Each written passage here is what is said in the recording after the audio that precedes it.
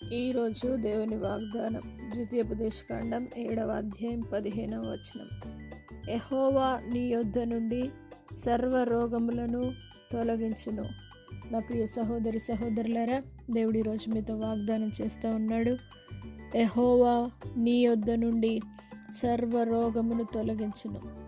ఎంత భయంకరమైన సమస్య చేత, అనారోగ్యము చేత, ఇబ్బంది చేత కొట్టుమిట్టాడుతూ ఉన్నారు, దేవుడు ఈరోజు మీతో వాగ్దానం చేస్తూ ఉన్నాడు. మీ సర్వ రోగమును దేవుడు తొలగించి మీకు స్వస్థత శీఘ్రంగా లభింపజేయబోతూ ఉన్నాడు. నిన్ను స్వస్థపరిచి యెహోవాను నేనే అని సెలవిచ్చిన దేవుడు స్వస్థతను మీకు అనుగ్రహించి సర్వ రోగములను మీ యొద్ద నుండి తొలగించి ఇప్పుడే మిమ్మల్ని స్వస్థపరిచి అద్భుతము చేయునుగాక. ప్రార్థన. పరిశుద్ధుడా, నమ్మదగిన దేవా, మీరిచ్చిన వాగ్దానమును బట్టి నీకు వందనాలు.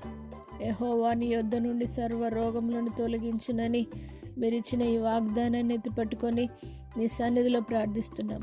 ఎంతమంది అయితే అనారోగ్యంతో ఉన్నారో, దేవా అస్వస్థతతో ఉన్నారో, ఇబ్బందితో ఉన్నారో, హాస్పిటల్లో ఉండి దేవా వారి యొక్క శరీర ఆత్మ ప్రాణాలతో కొట్టుమిట్టాడుతూ ఉన్నారో వారందరినీ తండ్రి నీ పాదసనకు తీసుకొని వస్తున్నాం.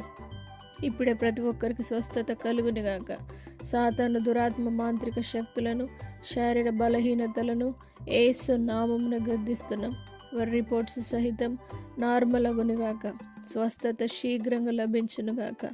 నేను స్వస్థపరిచి యెహోవాను నేనే అని సెలవిచ్చిన దేవుడు, సర్వ రోగమును తొలగిస్తానని వాగ్దానం ఇచ్చిన దేవా, ఇప్పుడే ప్రతి ఒక్కరిలో ఉన్న రోగమును, బాధను, ఇబ్బందిని, ప్రతి అనారోగ్యం నుండి విడుదలను గ్రహించి స్వస్థపరచుమని నజరేయుడైన యేసు పరిశుద్ధ నామమును బట్టి అడిగి వేడుకుంటున్నాము తండ్రి. ఆమేన్.